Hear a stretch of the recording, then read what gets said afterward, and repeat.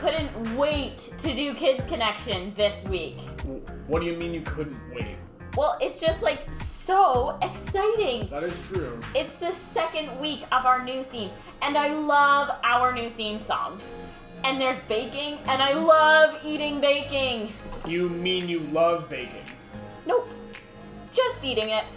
Oh, well, you're still gonna have to wait. But...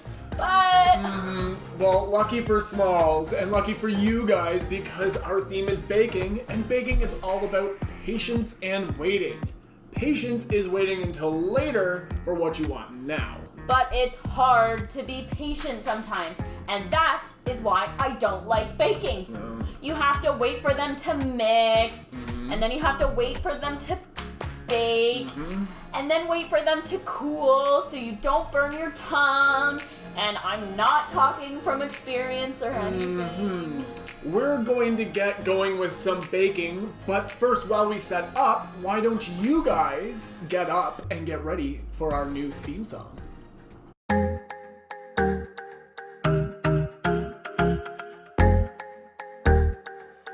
Sometimes it's hard to wait for all the things that I want. Sometimes I kind of feel like it's just taking too long.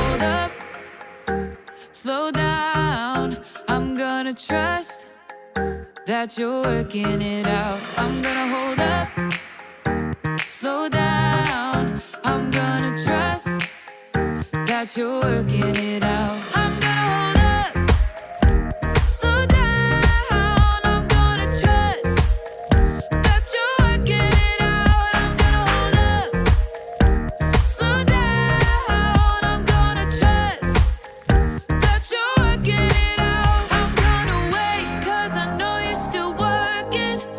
I'm gonna have patience 'cause it'll be worth it. I'm gonna have faith, I know you have a purpose. I'm gonna wait 'cause I know you're still working on me. Still working on me.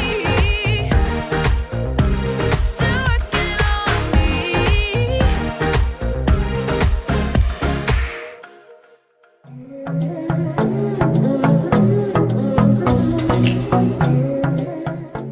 400s of years, God's people, the Israelites, lived as slaves in Egypt.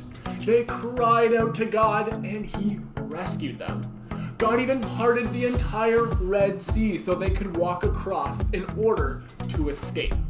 Well, I have some water right here for our baking, but Smalls, I want you to try and divide the water in this cup into 2 equal parts without letting any of the water leave the cup. Okay. I'll try. But I don't really think this is gonna work. So, Okay. I have to split it in Yep, half? split it in half, but no water can leave the cup. And I want it in 2 equal parts. Okay. You're not doing it. I Sorry. can't just split it? Well, you can try. I don't know. Can you? In half? Are you really able to split it in half? No. I didn't Yeah. think so. Not happening. Oh, Do you need a towel? Yeah. I have a baking towel right here. So, as I was saying, God had split open the Red Sea to help them escape. And from there, God led them through the Red Sea to freedom in the wilderness. Like camping? I love camping. Yeah, me too, but no. It was more like a desert. But still there, God showed his love and care by providing bread from the sky and water from a solid rock. That sounds like glamping to me. Well, after 3 months, God led his people to a mountain called Mount Sinai, where they set up camp at the foot of the mountain. God called out to their leader Moses from the mountain. He said, "Here is what I want you to say to my people, who belong to Jacob's family. Tell the Israelites, you have seen for yourself what I did to Egypt. You saw how I carried you on the wings of eagles and brought you to myself. Now obey my laws, and out of all the nations, you will be my special treasure." That seems like a fair trade-off. Wait, weren't there like 613 laws that they all had to follow?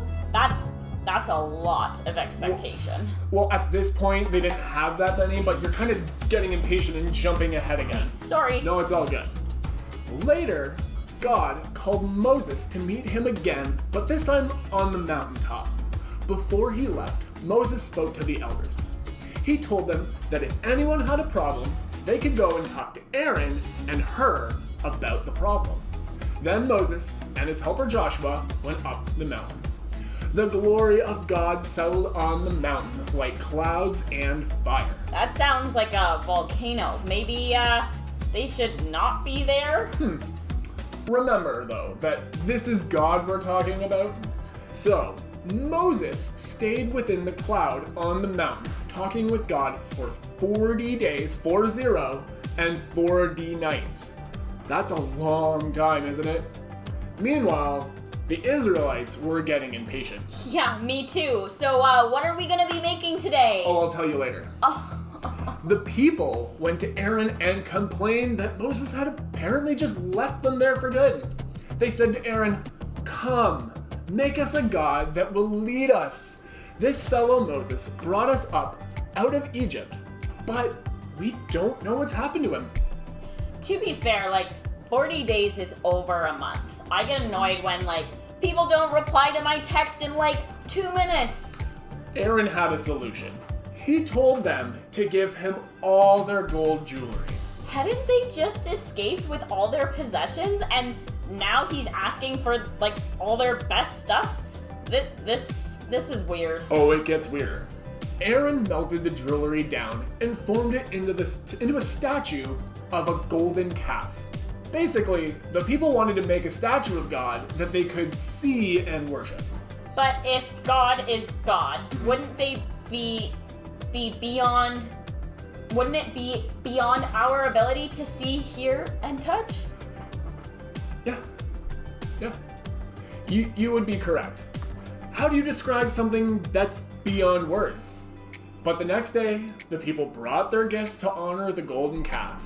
They ate and drank and they danced wildly in front of it. And what exactly has Moses been doing this entire time? I'm getting to it. Hold your horses. Up on the mountain, in the midst of the cloud, God spoke to Moses again. "Go down. Your people you brought up out of Egypt have become very, very impatient. They have quickly turned away from the promise they made to obey me." Ooh, they're gonna be in trouble. Heartbroken, Moses and Joshua began their trip down the mountain. Moses carried 2 heavy stone tablets that were covered with the laws that God had given. 613 commandments on 2 stones? They must have been huge. Smells. I already said they didn't have that many. Oh, sorry. I know. I just want to know what happens, and I wasn't really listening. That's okay. As Moses and Joshua came down the mountain, Joshua heard people shouting in the distance. He thought it sounded like they were at war. But as Moses ran down the mountain and approached the camp, he saw the people dancing. He heard their cheers and their chants as they worshiped the golden calf. Okay, I know I was in a rush to get to the end, but I don't know how to handle this. This is so awkward. Right? Can I drink this? Go for it. Moses couldn't believe it either. He was so angry that he threw down those tablets and they broke and shattered across the ground. So you could say, like, Moses was, like, the worst guy in the Bible, you know, because he, like, broke all the commandments at once. Get it? That's actually pretty funny. I've never heard that one before. But Moses was in no mood for jokes. Moses marched right through the crowd. He grabbed the golden calf the people had asked Aaron to make, and he burned it in a fire. Then he ground it up into a powder, and then he scattered it on the water, and he made the Israelites drink it. I don't even like drinking my glass of water by my bed after it's, like, sat out all night. Through the years, God had helped his people over and over. But when they had to wait, they forgot his goodness. They chose their own way, and they had to face the consequences. Ugh. God was faithful and trustworthy to the Israelites through it all, and he is faithful and trustworthy to us too. So, when you have to wait, remember what's true. Good point. And we can choose to be patient and remember how good God has been to us. We can remember that he loves us. His plans are always good, and we can trust him no matter what. The Bible. It's 66 books of history, stories, letters, and poetry that fit together to form God's one big story. The epic adventure of how he created us and loves us so much that he made a way to rescue us. As we travel through the Bible, from Genesis to Revelation, we discover people who met God and found their lives changed forever. Now, for an amazing story, inspired by the book of Exodus, chapter 32, verses 1 through 35. For hundreds of years, God's people lived as slaves in Egypt. They cried out to God, and God rescued them. He led them through the midst of the Red Sea to freedom in the wilderness. And that's where he showed his love and care by providing bread from heaven and water from solid rock. 3 months later, God led his people to Mount Sinai, where they camped at the foot of the mountain in the desert. Moses was called to by God from the mountain. Say to my people, the Israelites, you have seen for yourselves what I did to Egypt. You saw how I carried you on the wings of eagles and brought you to myself. Now obey me completely. If you do, then out of all the nations, you will be my special treasure. Moses shared God's word with the people. We will do everything the Lord has said. God called Moses to meet with him on the mountaintop. Moses spoke to the elders of the Israelites before he left. Wait here until I come back. My brother Aaron and Hur will stay with you. Anyone who has a problem can go to them. Don't sweat it. We got this. No one can come up. The mountain is holy. Noted. I'll see you soon-ish. Have fun storming the mountain. As Moses and his assistant Joshua began to climb the steep slopes, the glory of God settled on Mount Sinai like thick cloud and burning fire. I will give you stone tablets. They contain the law and commandments I have written to teach the people. Moses stayed within the cloud on top of Mount Sinai, talking with God for 40 days and nights. Meanwhile, back at the camp, the Israelites were growing restless. I'm so, over this desert camping thing. Yeah, that Moses seems kinda unreliable to me. Yeah, what if he's making up all the God stuff? You know, besides the cloud and the Red Sea and food from heaven and all that. Yeah, he's certainly taking long enough. Hey, Aaron, where's your brother? Aaron shrugged and pointed to the cloud that hovered over the mountain. You know as much as I do. We need someone to really take charge. A God we can see, a God who will lead us. Keep talking, bro. Moses may have brought us out of Egypt, but he's just disappeared. Poof. What are you gonna do, Aaron? Aaron was tired of the people's complaining, so he buckled under pressure. Give me all your gold jewelry. Aaron took all the gold the people brought him and melted it down. Then he shaped it into the form of a golden calf. Israel, here is your God who brought you out of Egypt. It's like so shiny. Well, when Aaron saw how excited the people were, he built an altar in front of the calf. Tomorrow will be a feast day. So all the next day, the Israelites brought sacrifices to honor a golden calf made out of their own jewelry. The people ate, drank, and danced wildly in front of the statue. Who wants to walk like an Egyptian? Huh? Not me. We just got out of there. Thanks to this amazing calf. Back on the mountain, in the midst of the cloud, God spoke to Moses. Go down. Your people you brought up out of Egypt have become very sinful. They have turned away from what I commanded. Heartbroken, Moses and Joshua made their way back down the mountain. Moses carried 2 heavy stone tablets covered with the laws God had given.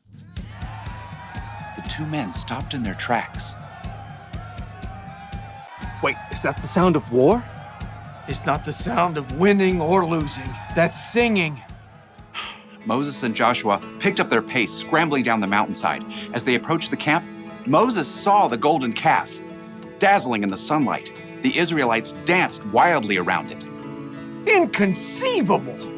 Moses was so angry, he took the stone tablets and hurled them to the ground. Stop! Stop this at once! The music and dancing stopped. Moses marched right through the crowd, right up to the golden calf. Aaron tried to sheepishly duck away, but Moses spotted him at once. What did these people do to you? How did they make you lead them into such terrible sin? Okay, don't be angry. You know how these people are. They said, make us a god to lead us. And then they gave me their gold jewelry. And I threw it into the fire, and out came this calf. Aaron couldn't look his brother in the eye. They both knew the true story. Why didn't you wait for me? The people are running wild. We've become a joke to our enemies. Moses toppled the golden calf into the fire to burn. Then he ground the golden calf into a fine powder and scattered it on the water. Drink it, all of you. This is hard to drink. Oh, my stomach feels downright awful. God helped his people over and over, but when they had to wait, they forgot his goodness. They chose their own way, and the consequences weren't so golden.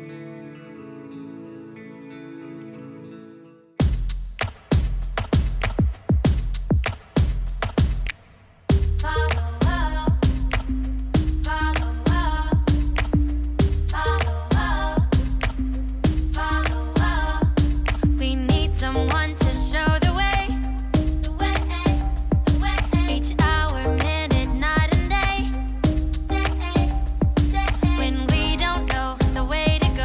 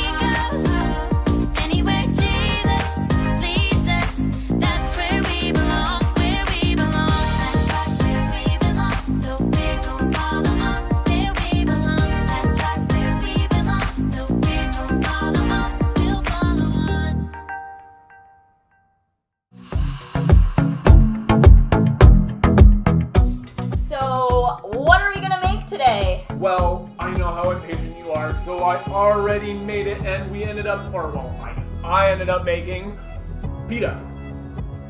This is it? Yeah, because the interesting thing about pita is that it doesn't have any yeast in it to puff it up. So if we look at our pita, look how thin this is. So, what's the difference other than it being thin? Well, as you can see, it's flat. It is thin. And yeast is what makes bread rise. It gets all these bubbles. So if I was to cut this cake, for example, you'd see all kinds of bubbles through it. Because see how thin this is? And you see how puffed up this is? It's because it's full of air bubbles. So the next time if you look at bread, it will have all kinds of air bubbles in it because the yeast ate the sugar and then it burped out these little air bubbles that go all through it. So, why pita? So the reason why I picked pita is because when the Hebrews were fleeing out of Egypt with Moses, they didn't have time to wait for the bread to rise before baking because they were on the run. Or maybe they're impatient like me. Maybe. Is that why all of the Jews use flatbread during Passover? Once again, you would be correct. The other thing that yeast can represent is the truth. If we added even just a little bit of yeast to the dough that I made, it would have made these little pitas rise up and get puffy. Even amongst all the sticky sliminess, even if we were to add a little bit of yeast or a little bit of truth, it will turn that mess into something completely different. And that is a great reminder that when you have to wait, remember what's true. All right, that's it for this week. We're going to enjoy our pita because I also had some hummus made. So we'll see you next week. Bye.